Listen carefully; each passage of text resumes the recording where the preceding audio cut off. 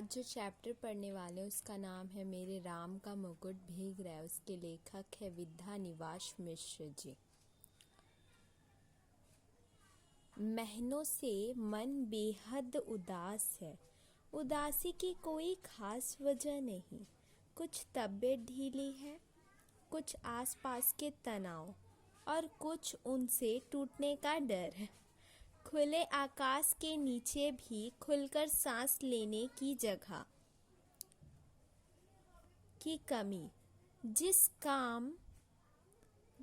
काम में लगकर मुक्ति पाना चाहता हूँ उस काम में हजार बाधाएं को ले देकर उदासी के लिए इतनी बड़ी चीज नहीं बनती। फिर भी रात रात नींद नहीं आती।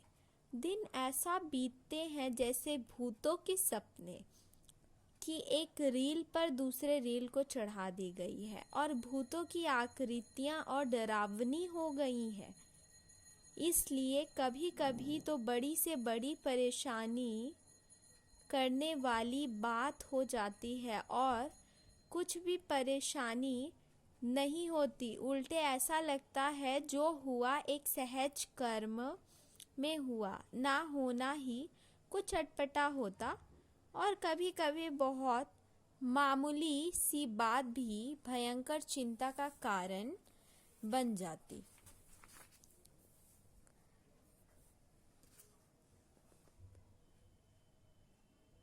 अभी 2-3 रात पहले मेरे साथ एक साथी संगीत का कार्यक्रम सुनने के लिए 9 बजे रात गए। साथ में जाने के लिए मेरे एक चिरंजीव ने और एक मेहमान महानगरीय वातावरण से पली कन्या ने अनुमति मांगी। शहरों की आजकल की असुरक्षित स्थिति का ध्यान करके इन दोनों को जाने तो नहीं देना चाहता था, पर लड़कों का मन भी तो रखना होता है। यह कह दिया कि 1-1.5 घंटे सुनकर चले आना। रात के 12 बज गए, लोग नहीं लौटे। गृहिणी बहुत उद्विग्न हुई, झल्लाई। साथ में गए मित्र पर नाराज होने के लिए संकल्प बोलने लगी। इतने में जोर से बारिश आ गई। छत से बिस्तर समेट के कमरे में आया। गृहिणी को समझाया कि बारिश थमेगी, आ जाएंगे। संगीत में मन लग जाता है तो उठने का तबीयत नहीं होती। तुम सो, ऐसे बच्चे नहीं हैं। पत्नी किसी तरह शांत होकर सो गई, पर मैं अकला उठा। बारिश निकल गई। ये लोग नहीं आए। बरामदे में कुर्सी लगाकर राह जोहने लगा। दूर कोई भी आहट होती तो उदग्र होकर फटक की ओर देखने लगता। रह रहकर बिजली चमक जाती थी और सड़क छिप जाती थी, पर सामने की सड़क पर कोई रिक्शा नहीं था, कोई चिराई का पूत नहीं। एकाएक कई दिनों से मन उमड़ती घुमड़ती पंक्तियों में गूंज गई। मोरे राम के भीजे मुकुटवा, लक्ष्मण के पटुकवा, मेरी सीता के भीजे सिंदूरवा, तराम घर लौटी ही। मतलब इसका मतलब है कि मेरे राम का मुकुट भीग रहा है। मेरे लखन, जिसको पटुआ कहा जाता है, वह है दुपट्टा, वह भीग रहा है। सीता मैया की सिंदूर भीग रही है। राम घर लौट आते।